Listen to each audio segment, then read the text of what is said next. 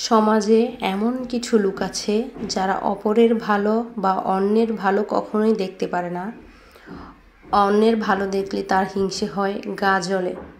একটা কথা মনে রাখবা, যে যতটুকু এগিয়ে যাওয়ার সে অবশ্যই এগিয়ে যাবে যদি উপরওয়ালা তার পাশে থাকে। তুমি হিংসে করে কিছুই করতে পারবে না, বরঞ্চ পিছিয়ে থাকবে। হিংসে না করে নিজেও কিছু চেষ্টা করো, যাতে তোমার জীবনেও তুমি ভালো কিছু করতে পারো। হিংসে শুধু খারাপ কিছুই বয়ে আনে, ভালো কিছু নয়। তো নমস্কার বন্ধুরা, কেমন আছো সবাই? আশা করি সবাই খুব ভালো আছো, আর আমিও খুব ভালো আছি। তো দেশ এবং দেশের বাহির থেকে যারাই আমার ভিডিওটা দেখছো, তাদের সবাইকে পরিস কিচেন ব্লগে স্বাগত। তো আসলে আজকে আমি এই কথাগুলা শুরুতেই বললাম, তার কিছু কারণ আছে। তো আমি ভিডিওর শেষে বা মাঝামাঝি এই কথাগুলোর উত্তর আপনাদেরকে দিব, কেন বললাম। তো অবশ্যই আপনারা পুরো ভিডিওটি আমার দেখবেন।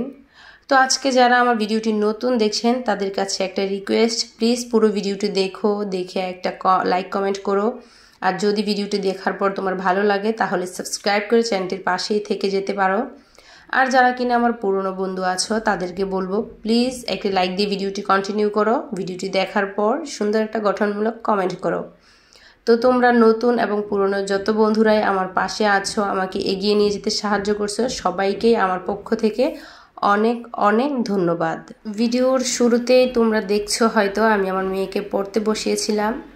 আসলে তাকে আমি সকালবেলা ঘুম থেকে উঠিয়ে ফ্রেশ করে তার খাবার খাইয়ে তারপর তাকে একটু বই নিয়ে বসিয়েছিলাম। এটা হচ্ছে একটা অভ্যাস, আসলে এর বেশি কিছুই না। তো যাই হোক, তারপর আমি চলে আসলাম রান্নাঘরে আমার শাশুড়ি মা এবং আমার জন্য রুটি বানানোর জন্য।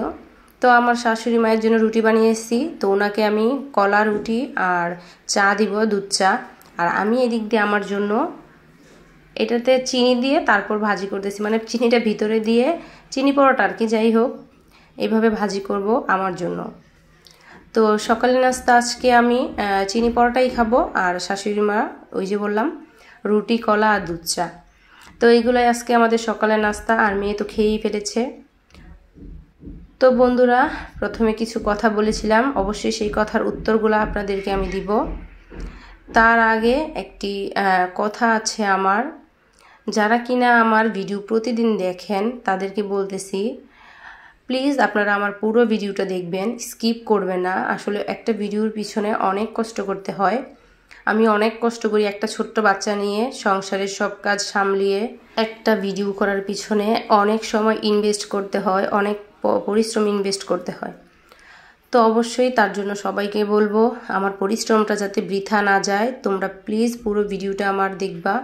আমি একবার তুমি বলছি, একবার আপনি বলছি, গুলিয়ে ফেলছি। যাই হোক, তোমরা আমার খুবই আপন মানুষ, আমার একটা পরিবারের মতন। তোমাদেরকে তুমি আপনি যখন যেটা মনে চায় বলতেই পারি, মাইন্ড করো না কিন্তু তোমরা আমার কথাতে। তো বন্ধুরা, আজকে এই যে দুপুরে রান্নাও শুরু করে দিয়েছি এই দিক দিয়ে কথা বলতে বলতে। আজকে দুপুরে হবে হচ্ছে রুই মাছ দিয়ে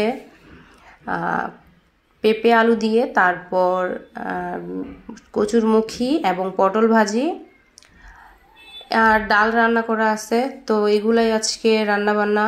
এই যে এইখানে আমি এখন পটল এবং কচুরমুখীগুলোকে লবণ, হলুদ, মরিচ দিয়ে মেখে রাখবো, তারপর এগুলোকে ভাজি করে নেব।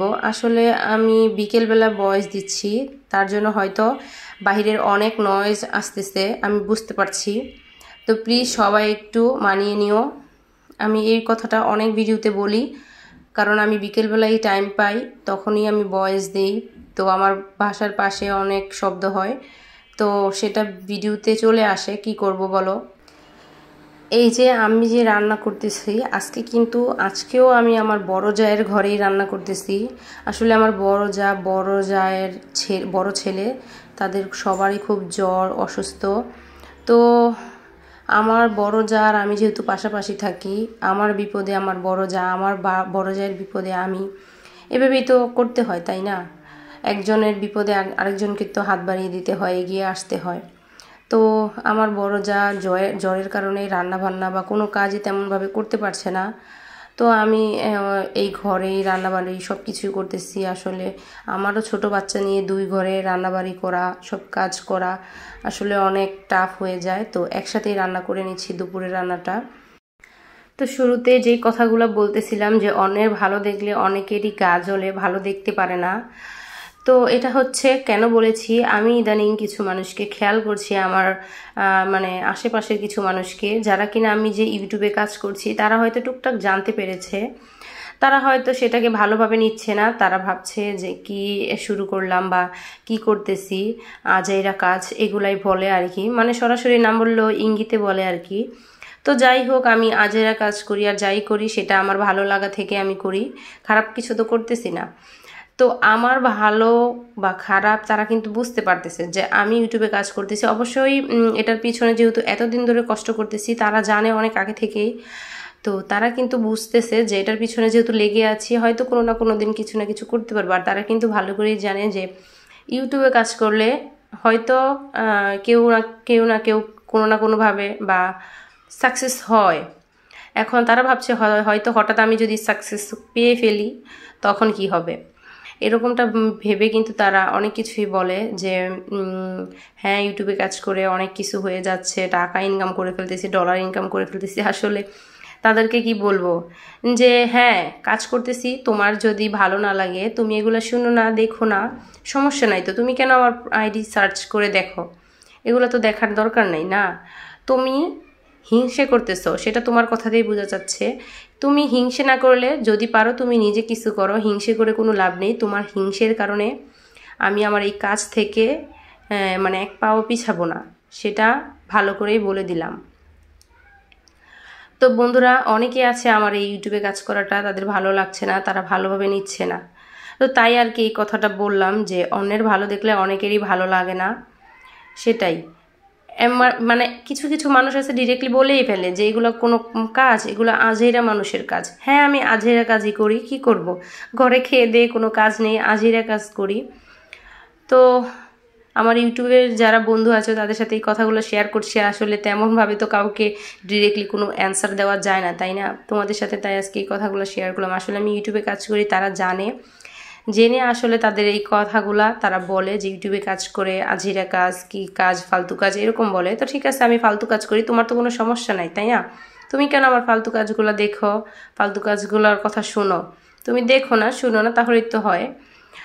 তো তারা ভাবে হয়তো তাদের এই ফালতু কথা শুনে আমি আমার কাজ থেকে পিছিয়ে যাব, কখনোই না। আমি আমার কাজ ঠিকই চালিয়ে যাব যতদিন না পর্যন্ত আমি সফল হচ্ছি। হ্যাঁ, সফল হওয়ার পরেও আমি কাজ করেই যাব, এটাই সত্যি। তো যাই হোক, তাদের উদ্দেশ্যে এই কথাগুলো বললাম, বা আমার টাইটেল থাম্বনেলটা তাদের উদ্দেশ্যেই ছিল, যদি তারা এই ভিডিওটা দেখে আর কি। তো আমি কথা বলতে বলতে অনেক রান্নাই করে ফেলতেছি। এদিকে মাছ ভাজি করে নিলাম, পটল ভাজি, কচুরমুখী ভাজি, সব কিছু করে তারপরে এই যে পেঁপে আর আলু ভাজিও করে রেখেছিলাম। তারপর আমি কিন্তু মাছের জন্য সব মশলা দিয়ে সম্বার দিয়ে দিলাম। এখন সেই সম্বার ভালো করে কষিয়ে মশলাটাকে, তারপর আমি তার মধ্যে আলু আর পেঁপে ভাজি করা ছিল সেগুলো দিয়ে দিলাম। তো ভালো করে একটু নাড়িয়ে চাড়িয়ে এখন জলও দিয়ে দিলাম, মানে ঝোল আর কি। তো ঝোলটা ফুটে আসছে, এখন মাছগুলোও দিয়ে দিব। আসলে কথা বলতে বলতে শুরুর থেকে ভালো করে আমি আমার রান্নার দিকে খেয়ালই করতে পারিনি, মানে কথাগুলো ছিল আমার মন থেকে বলা, তাই বললাম আর কি, তোমাদের সাথে শেয়ার করলাম। তোমরাই তো এখন আমার একটা পরিবার, তোমরা এখন আমার মানে বেস্ট ফ্রেন্ড বলো ইউটিউবের, বা বোন বলো, ভাই বলো, বন্ধু বলো, আপনজন বলো। আমি এখন মনে করি ইউটিউব আমার একটা ফ্যামিলি হয়ে গেছে। তো তোমাদের সাথে সব কথাই আমি টুকটাক শেয়ার করতে চাই। তো যাই হোক, এদিকে কিন্তু আমার রান্নাবান্না করা শেষ। এখন আমি স্নান করতে যাব, কারণ আমি স্নান করিনি। স্নান টান করে ফ্রেশ ট্রেশ হয়ে গেলাম, এখন খাওয়া দাওয়া করতে যাব। তো বন্ধুরা, আমার ভিডিওটা এই পর্যন্তই। যদি ভালো লাগে প্লিজ কমেন্ট করে জানাবেন। তো সবাই ভালো থাকবেন।